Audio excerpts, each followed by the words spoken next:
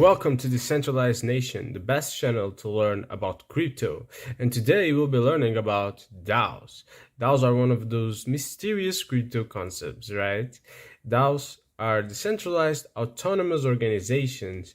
And while most people in crypto know fairly well what is a DAO or have a general idea about it, can you actually define what it is exactly?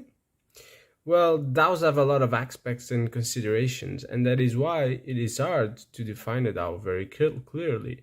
But in this video, we'll do our best to explain and define DAOs in a simple way, inform you about the most important characteristics, what you should look for in a good DAO, and also dive deeper into their potential to improve your life.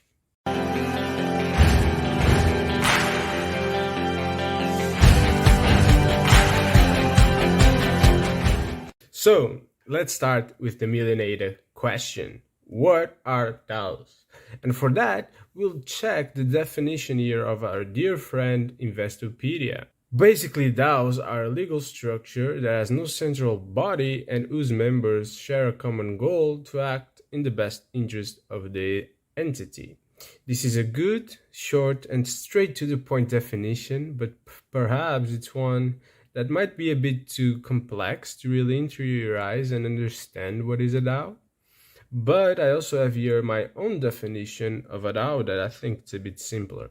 A DAO is an organization where a group of people comes together in a collaborative effort to achieve a common goal. DAOs leverage blockchain and cryptocurrency for governance, transparency, fairness, and to assist in the decentralization of the DAO in its activities. But to better understand what is a DAO, I think it is important for us to go through the process of creating a DAO.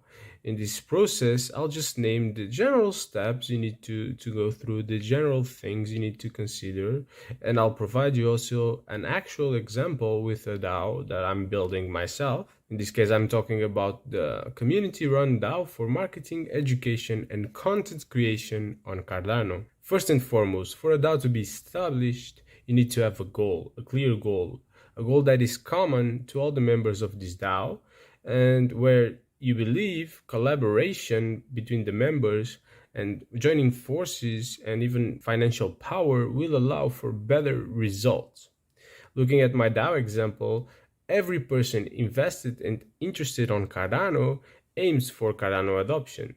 We want more people to use Cardano because that will mean price appreciation, real adoption, more dApps, and it will benefit every Cardano holder and every person and project building on Cardano. More than that, we also want to be a part and benefit from this technical revolution. That's why we are all in crypto. And for that, we need to have the best education possible. And what better way to assure the best education than to be able to voice our own opinion about the content that should be created and that is necessary, as well as choosing the best individuals to create this content that we can as well consume. So in this case of the DAO, there are two objectives that people have in common. One is that interest in the adoption and price appreciation of Cardano and ADA, and the other one is the interest in getting quality education and deciding the education that you need. After that, once you have a clear goal, a clear understanding of who is your community and community members, you need to define and set up all the infrastructure to the DAO. And this is very complex. It should be divided into several steps, but in this case, we'll keep it all together just for you to get a notion of it and to understand how DAOs work in a more general way. This usually means the process of creating a token to run the DAO. The token should give voting rights, whether it is a non-fungible token or just a normal fungible token. And with the mint of the token, there is some value that can be used to set up a treasury that should be leveraged by the DAO to reach its goal.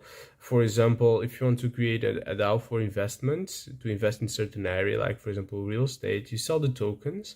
All the token sales would go to the treasury, all the crypto that you paid for these tokens, and then the DAO would sell and use these token holdings to invest in these properties that would be decided and voted on by the members of the DAO.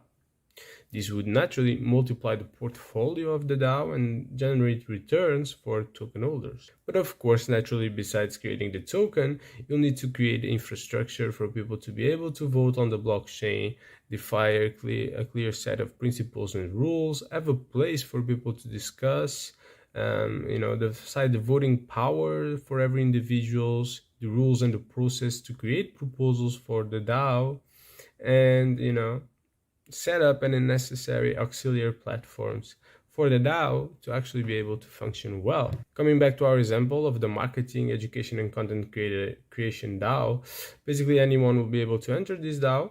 You just have to show that you're interested in investing in Cardano by minting a voting pass that costs some ADA. This ADA will go to the treasury, and the voting pass will give you the right to vote on every proposal and to create proposals as well. The value in ADA stated is in the treasury, and this treasury will be used to fund the decentralized content creation process that will run through the DAO. Initially, the DAO members will vote on rules and guidelines for the DAO, and also guidelines and rules for content creation. Then there will be a vote on the kind of strategy we should follow for education and marketing in the next year at least.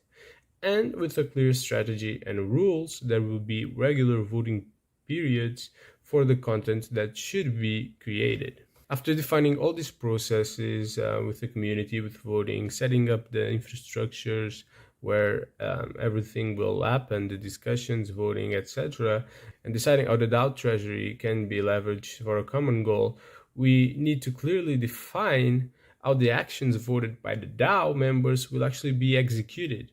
And preferably, this execution should be as automatic, as autonomous, as decentralized as possible, and across different members of the DAO, so that we can assure decentralization also in the execution side. In the case of our example, we have a Cardano content creators DAO, and in our DAO, for the proposal to be available to be voted, they need to have at least one content creator applying to this content. Okay, we'll have multiple content creators in the DAO.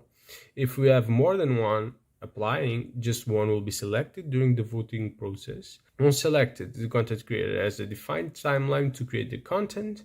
Then the content will be reviewed according to rules and guidelines. And if everything is fine, the content will be posted into the platforms, and the content creator will get his rewards from the treasury. In this case, the process of creating content is decentralized. The process of reviewing the content will be made by members of the community interested in having that responsibility, and that will be rewarded for it, as well as the process of publishing.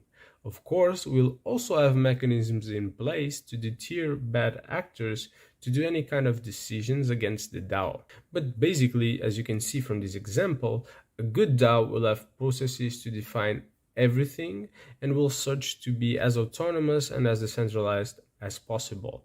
In our example, we have shown the process of content creation, but there are also other important processes that we are going to create and that need to be in place for the DAO to exist, to evolve, and to stand the test of time. In our DAO example, for example, we also need to have processes for marketing of the DAO to make sure that we market the content that is created to reach more people, but also to market the DAO to new individuals and content creators that can be interested in participating in the decision-making process and in the creation process of this content. This, of course, having a larger community will allow us to create even more impact. And there is also a need for processes for structural improvements for the DAO. As at any point in time, there might be a need to develop new tools for the DAO or to change some of the rules or structures that were created because they are not working as well as we would like them to. Naturally, for every process, it is important to define clear processes for decision making, processes that allow for the DAO to make decisions effectively and that are at the same time considered to be legitimate decisions by the community and by the token holders of the DAO. Based on this exercise, we have here the most important characteristics of DAOs. One is that DAOs need to have members that share a common goal, and the DAO should act to deliver on this goal. Then DAOs should be created in a collaborative fashion where everyone is welcome to give their contribution, create their proposals, and just do their work and their part to achieve this common goal.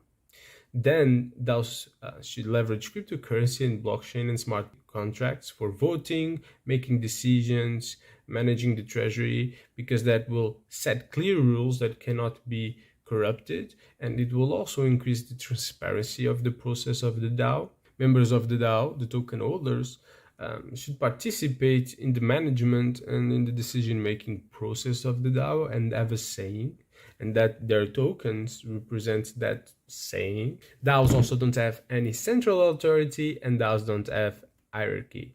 Voting power can change based on the amount of token you hold, but you're welcome to go there, enter the DAO, buy more tokens, get more voting power. Everyone is welcome to do that, and there are no limits and barriers to participation. As the name states, DAOs should be decentralized, and this is not only for the decision making, but for all the other processes like the execution side and even treasury management, for example.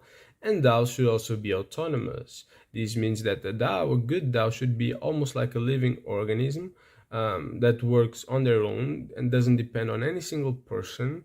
It is driven by the power of the community that will keep on putting proposals and making everything work. These characteristics are characteristics that are really important to make sure that we have a good DAO. And unfortunately, not all the DAOs do respect all these characteristics. But what about you? Do you think there is any other characteristic that is important missing? Please just drop your opinions in the comments. But in this case, we'll now go to see what are the benefits from DAOs. Why are DAOs better than current organizations? We have more centralized organizations like companies, for example. Well, one is that DAOs are decentralized. Decisions are made by all the stakeholders instead of just one individual, that is usually a CEO, or a small group of individuals like a board of directors. We decentralize the authority and the decision making to a vast and wide range of users and stakeholders to make more fair decisions. So the people that are directly involved by this DAO will be able to give their saying, what sometimes doesn't happen in a company. Then we have the participation.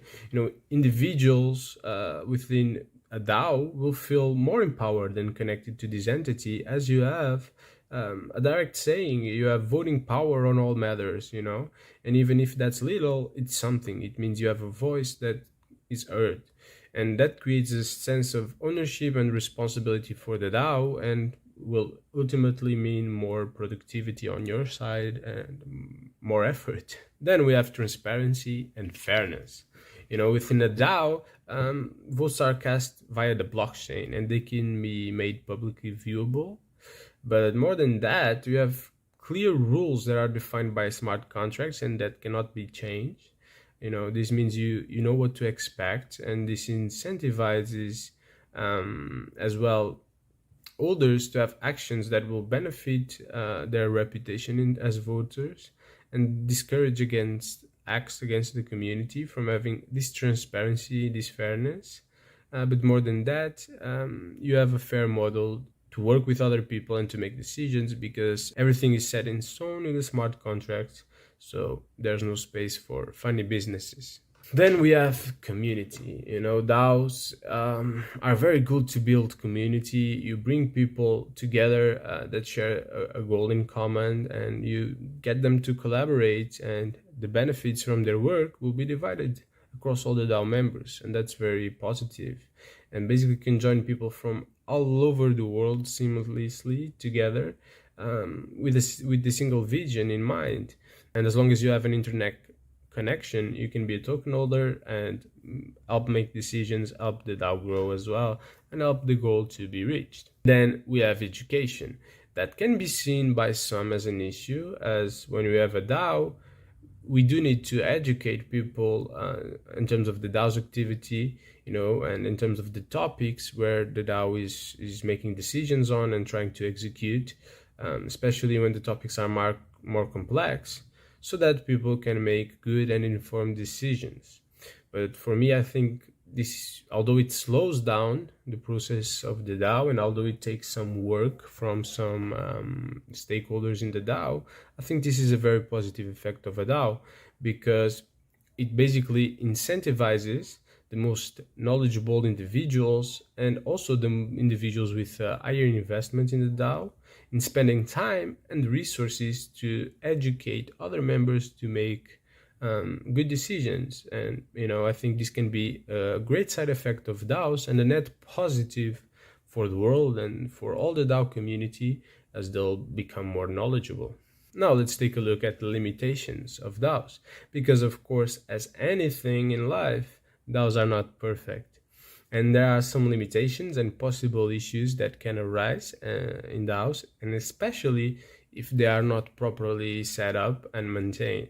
So one of these issues is speed.